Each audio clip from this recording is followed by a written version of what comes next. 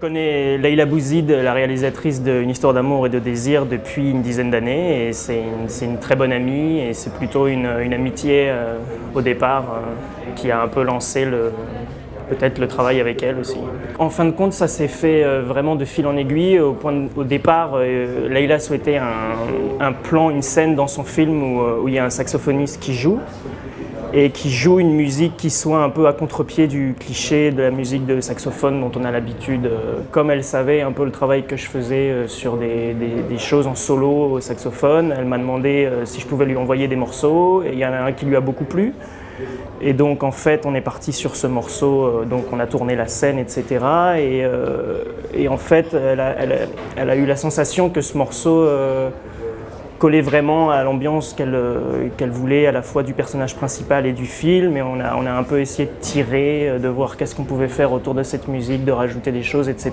Et au fur et à mesure, j'ai fait des propositions, et je me suis mis à être le compositeur du film. En fait, j'utilise la respiration circulaire pour jouer, donc en fait, je crée des boucles comme ça permanentes, et j'utilise la voix en plus dans l'instrument pour créer des accidents, des choses comme ça. Et en fin de compte, ça fait quelque chose d'assez saisissant et qui collait bien à l'identité qu'elle cherchait pour son personnage principal, en fin de compte. Il y avait quelque chose d'un peu tumultueux. Dans mon travail d'instrumentiste, saxophoniste, j'ai développé un travail en solo, en fait, où là, je suis à la fois l'interprète et le compositeur de ma musique. Le solo, c'est particulier, c'est une forme qui est pas la même que quand on écrit pour des instruments, etc. C'est quelque chose qui est un peu unique à chaque fois. On peut se permettre une forme totalement nouvelle, etc. Donc ça, c'est une partie particulière en fait de mon travail de composition.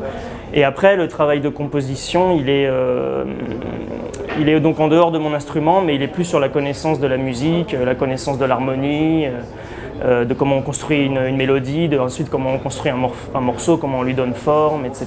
Et ça, c'est un travail d'écriture qui s'apprend et qui aussi s'apprend en le faisant, en fait. C'est vraiment c'est de l'instinct aussi, quoi. J'y ai été un peu en tâtonnant. J'ai enregistré beaucoup d'instruments moi-même. C'est-à-dire que avec des logiciels, tout ça, j'ai pu enregistrer des parties de piano, des parties de basse. J'ai demandé à certaines personnes si elles pouvaient ensuite enregistrer avec des vrais instruments les sons que j'avais moi-même enregistrés.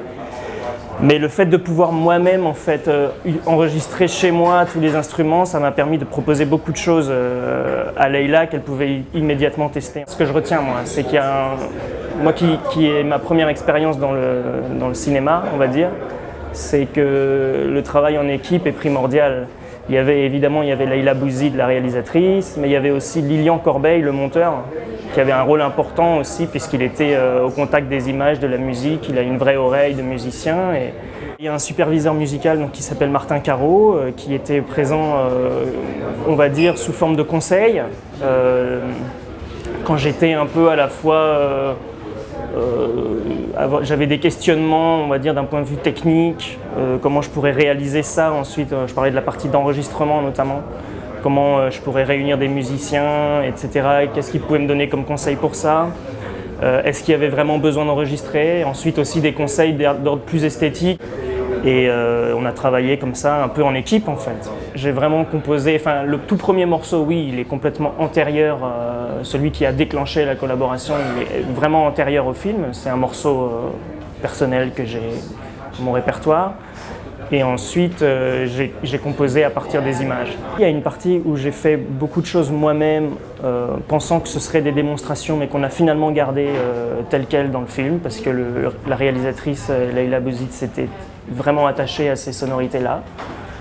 Et puis, il y a une deuxième partie où donc, j'ai réuni des musiciens. On était 4 musiciens. Tasio Caputo au piano, Vincent Tchernia percussion et Patricio Lisboa pour la contrebasse. Et en fin de compte, Martin Caro, je lui avais proposé qu'on enregistre dans un studio que je connaissais, avec quelqu'un que je connaissais, et comme ça on était... c'est toujours mieux d'enregistrer dans un endroit où on se sent en confiance pour tester des choses, et lui il était totalement d'accord avec ça.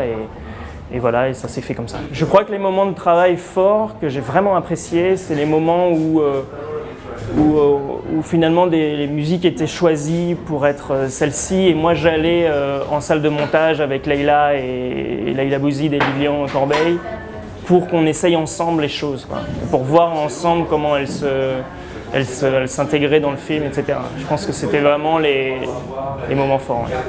En fait, moi, j'ai quand même un grand appétit et une bonne culture cinématographique. J'aime beaucoup le cinéma et je connais bien la musique de film. Enfin, je suis vraiment friand de ça.